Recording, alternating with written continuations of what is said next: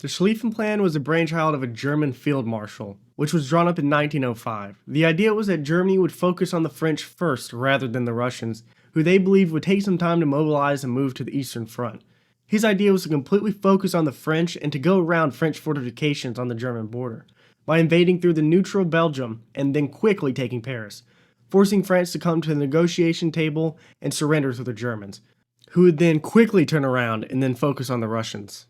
To start the plan, Germany declared war on Luxembourg on the 2nd of August, as well as sending an ultimatum to Belgium to let German forces through their country.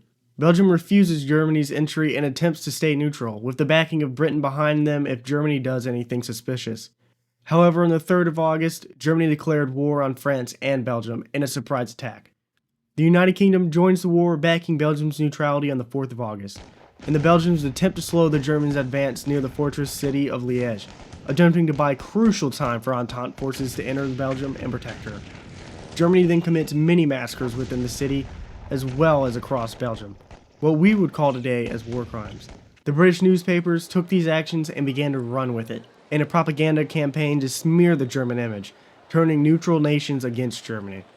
The French, attempting to slow down the Germans in Belgium, launched Plan 17, that was made some years before.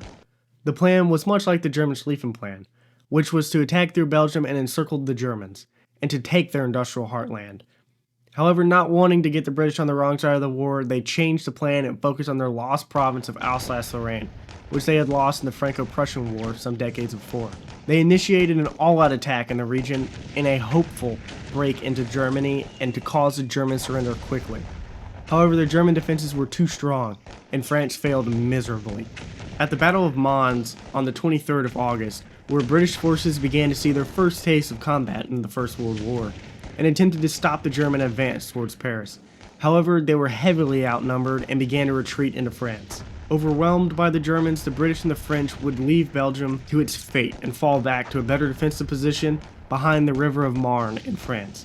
As the Germans get ever closer to Paris, the French government retreats to the city of Bordeaux.